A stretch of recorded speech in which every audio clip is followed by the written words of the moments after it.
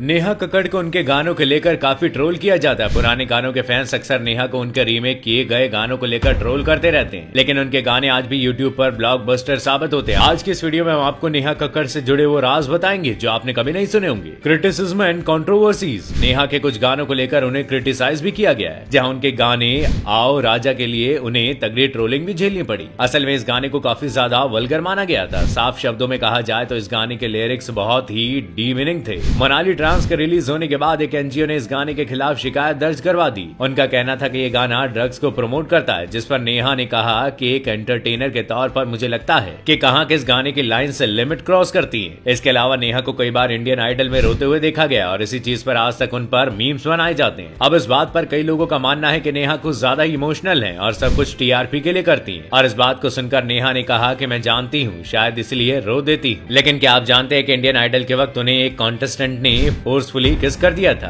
पर नेहा ने कोई लीगल एक्शन नहीं लिया। शो के जज विशाल ददलानी थे। नेहा को उस शख्स के ऊपर लीगल एक्शन लेने को कहा भी था, पर नेहा ने मना कर दिया। लेकिन लोगों को ये इंसिडेंट काफी फेक लगा। रिलेशनशिप्स। जैसे कि आप जानते हैं कि नेहा अपने रिलेशनशिप के साथ काफी ओपन रही है। हिमांशु और नेहा की मुलाकात फिल्म यारिया के सेट पर हुई थी और कुछ टाइम बाद दोनों के साथ रहने की खबरें आने लगी। तभी एक इंटरव्यू में नेहा ने माना कि वो हिमांशु को डेट कर रही है और अगर वो उनसे शादी करती है तो हिमांशु इस तरह से परफेक्ट लाइफ पार्टनर है। नेहा के लिए दोनों के साथ रहने की हाइप इतनी ज्यादा थी कि दोनों को एक साथ एक गाने में देखा गया जिस पर 300 मिलियन व्यूज थे। सब कुछ ठीक चल रहा था, लेकिन कुछ दिनों बाद दोनों के ब्रेकअप की खबरें बाजार में फैलने लगी और ये बात बिल्कुल जल्द ही क्लियर हो गई कि नेहा और हिमांशु का ब्रेकअप हो गया है। और जैसे ये खबर मीडिया में पहुंची तो हिमांशु को चीटर घोषित कर दिया गया और इन्हीं सब रिपोर्ट्स के बाद नेहा के फैंस हिमांशु को अब्यूज करने लगे, जिस पर नेहा ने कहा कि झूठी बातों को ना माने और किसी के बारे में कुछ गलत ना कहें। इन दोनों के रिश्ते को मीडिया में काफी ज्यादा कवरेज दी गई, जिससे नेहा की रेपुटेशन का तो पता नहीं, लेकिन हिमांशु की इज्जत की धज्जियां उड़ गई। नेहा ने भी माना कि उन्हें अपने रिलेशनशिप के बारे में सोशल मीडिया पर नहीं लिखना चाहिए था।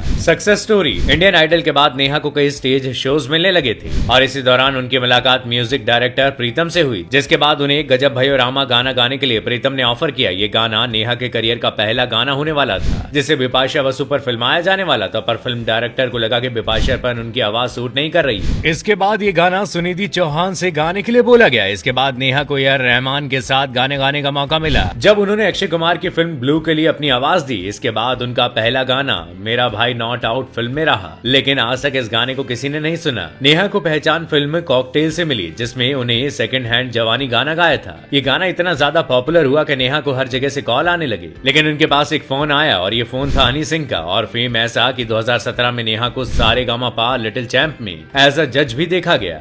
इसके बाद नेहा को इंडियन आइडल में भी जज करने का मौका दिया गया। दोस्तों, ये नेहा का टैलेंट ही है कि उन्हें आज दुनिया का बच्चा बच्चा जानता है। उन्हें पुराने गानों को नए जमाने के हिसाब से बदलने वाला सिंगर माना जाता है। नेहा ऋषिकेश में पैदा हुई थी और अपने घर में वो सबसे छोटी थी। वो अपनी बहन सोनू कक्कड़ को रोज गाते हुए देखा करती थी, जिसके बाद उन्हें भी सिंगिंग में इंटरेस्ट आने लगा। नेहा के पापा उन दिनों कॉलेज और स्कूल के बाहर समोसे बेचने का काम करते थे और इसी वजह से नेहा को स्कूल में टीज भी किया जाता था। नेहा कहती है कि उनकी बहन सोनू कक्कड़ उनकी इंस्पिरेशन रही है, क्योंकि उन्हें और उनकी फैमिली को फाइनेंशियली सपोर्ट भी वही ज्यादा किया करती थी। नेहा ने 4 साल की उम्र से माता की चौकी और जगरातों में गाना शुरू कर दिया, जिसके लिए उन्हें उस वक्त 500 रुपए मिला करते थे, जो उस टाइम के हिसाब से उनके लिए एनफ हुआ करते थे। और जैसे जैसे नेहा बड़ी हुई तो उनको और उनकी बहन को सिंगिंग के लिए जाना जाने लगा और उसके बाद से उनका तंगी हालात सही होने लगी और अब वो इतना अर्न करने लगी थी जिसकी उन्हें जरूरत हुआ करती थी। अब उनकी फाइनेंशियल सिचुएशन ऐसी थी, अब उनके फादर को समोसे नहीं बेचने पड़ते थे। और जब सब कुछ अच्छा हो ही गया था तो नेहा अपनी फैमिली के साथ ऋषिकेश से दिल्ली शिफ्ट हो गई, क्योंकि जगराता या माता की चौकी के लिए अच्छे खासे पैसे मिल जाते हैं। और फिर कई साल तक उन्होंने दिल्ली में रहकर अपनी पढ़ाई और सिंगिंग को मैनेज किया।